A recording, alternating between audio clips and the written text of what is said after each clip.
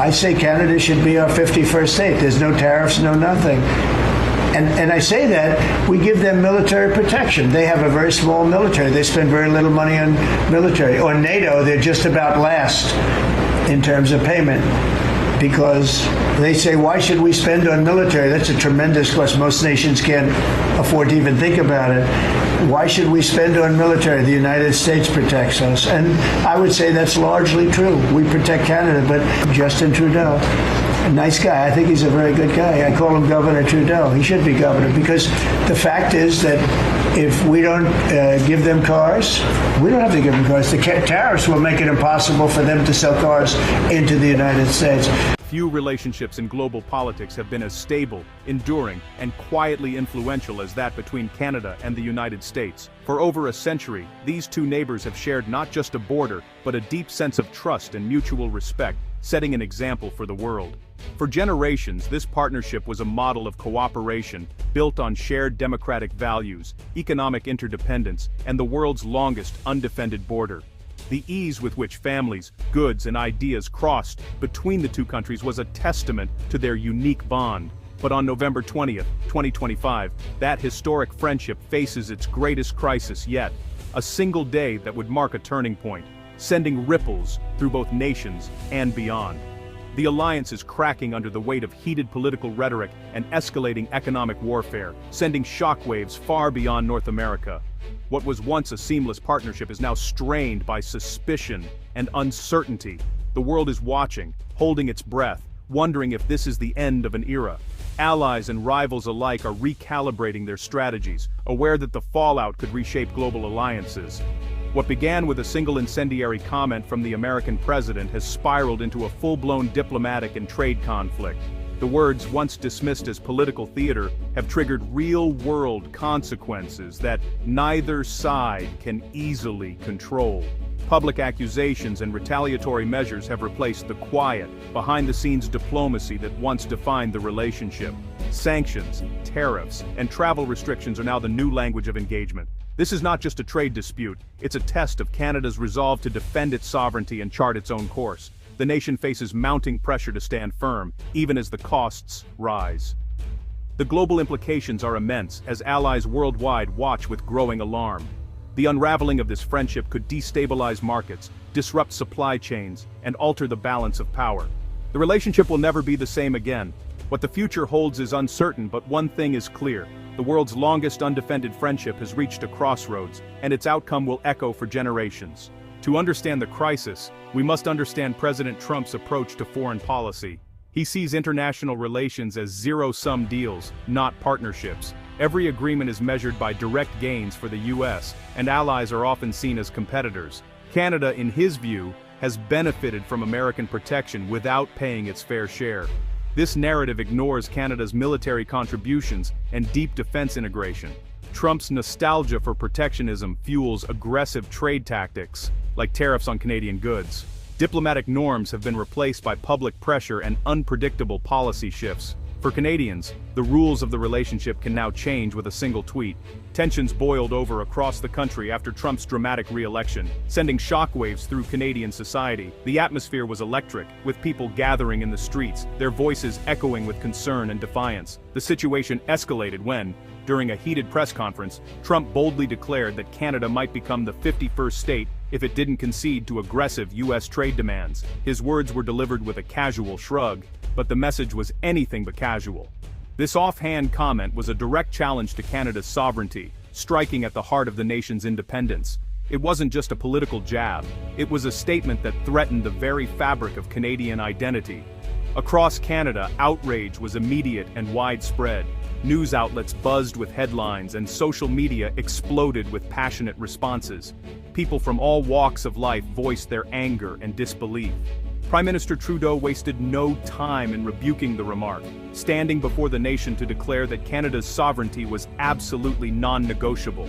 His words were firm, and his tone resolute. In a rare show of unity, opposition leaders joined together to condemn the president's words, putting aside political differences to defend the country's dignity on the world stage. The comment struck a deep cultural nerve, tapping into Canada's long-standing effort to define its own identity, separate from its powerful neighbor. For many, it was a reminder of the ongoing struggle to assert what it truly means to be Canadian. Trump's remark was seen as the ultimate dismissal, reducing Canada to a mere U.S. subsidiary in the eyes of the world. It was an insult that cut deep, fueling frustration and a sense of injustice. But instead of intimidating Canada, the comment had the opposite effect. It galvanized national unity, bringing people together in a powerful display of solidarity and pride. The insult quickly became a rallying cry, inspiring Canadians from coast to coast to stand up and defend their country's honor. Rallies and protests erupted, with citizens waving flags and chanting in support of their homeland. What began as a dispute over trade was now much more than an economic battle. It had transformed into a fight for national self-respect, identity, and the enduring spirit of Canada. In response to the controversial 51st State comment, Canadians decided to fight back in the most powerful way they could, by using their wallets. Across the country, a sense of unity and determination swept through communities as people realized that their everyday choices could send a message louder than words. Almost overnight, a grassroots movement, Boycott USA, erupted on social media and in the streets, calling for a nationwide boycott of American goods and services. The hashtag trended for weeks, and rallies popped up in cities from Vancouver to Halifax, with Canadians of all ages joining in. Supermarkets and local shops saw a dramatic shift. Shoppers deliberately left American brands untouched on the shelves, while Product of Canada labels became badges of honor. People proudly shared photos of their Canadian-made purchases online, encouraging others to do the same and sparking a wave of national pride. The tourism industry experienced an unexpected boom. Instead of heading south for vacations, Canadians chose to explore their own vast and beautiful country. From the roaring waters of Niagara Falls to the majestic peaks of Banff, domestic travel soared, filling hotels and attractions with local visitors. The movement didn't stop with individual consumers. Major corporations and pension funds began reviewing their American investments, considering whether their money should continue to support U.S. businesses. This added significant institutional weight to the boycott, making it clear that the movement was more than just a passing trend. The boycott marked a fundamental re-evaluation of Canada's trade relationship with the U.S. For decades, the two countries had enjoyed close economic ties, but now, every aspect of that relationship was being scrutinized. What was once seen as a mutually beneficial partnership was now viewed by many as a potential vulnerability. Canadian officials and business leaders began to question whether relying so heavily on their southern neighbor was truly in the nation's best interest. Economists warned that while a long-term boycott could hurt both economies, its political impact was immediate and profound. The message was clear: Canada would not be taken for granted. Canadians showed remarkable resolve, willing to endure inconvenience, longer lines, and even higher prices to defend their national pride and autonomy. The sense of solidarity was palpable, as communities rallied together for a common cause. For the first time in years, Washington could no longer take Canadian consumers for granted. The Great Boycott of 2025 had changed the dynamic between the two nations, proving that even the smallest choices can have a powerful impact on the world stage. U.S. pressure produced an unintended consequence, a surge of Canadian nationalism. Across the country, unity and shared purpose are palpable. Canadians are rediscovering and celebrating their identity with new intensity. Canadian flags now fly year-round, and "O Canada" is sung with renewed passion. People are seeking out Canadian music, literature, and film, and taking pride in social values like multiculturalism and public health care. Artists and writers are channeling the national mood into their work, documenting this historic moment. This surge of pride is a powerful antidote to divisive rhetoric from Washington.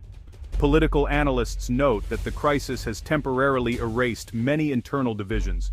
Canadians have remembered what unites them, forging a stronger national identity. The conflict has fundamentally altered daily life for millions of Canadians. The annual winter exodus to the U.S. has slowed, with families choosing Canadian destinations instead. The buy local movement has gone mainstream, with consumers checking labels to support Canadian producers. Retailers are rethinking supply chains, creating new opportunities for local businesses. Conversations now center on politics, trade, and national identity. There's a renewed interest in Canadian history and civics. Tech companies and entrepreneurs are seeing increased support as businesses seek domestic solutions. The drive for economic self-sufficiency may reshape Canada's economy for years to come. Canadian media has become a platform for public expression and national conversation. News organizations invite Canadians to share stories of defiance and discovery, turning coverage into a community-driven chronicle. These stories provide a human-scale perspective on the crisis, documenting a societal shift. Community groups and social media are organizing events and sharing tips to support Canadian businesses. This grassroots organizing is the engine of the boycott, demonstrating public engagement and commitment. The participatory media environment sustains momentum and morale. As journalists note, this level of engagement is a sign of a healthy democracy in action. While economic and cultural battles rage, a quieter conflict is unfolding in security and diplomacy. The defense partnership is strained, with Trump's rhetoric creating resentment and distrust. NORAD now operates in an environment of political friction, eroding the trust essential for integrated command. Diplomatic relations have entered a deep freeze, with high-level meetings canceled or confrontational. This breakdown in communication is dangerous, closing off channels needed to manage cross-border issues. Canada is strengthening ties with the EU, Japan, and other democracies, seeking new alliances. The crisis is pushing Canada toward a more independent and globally engaged foreign policy.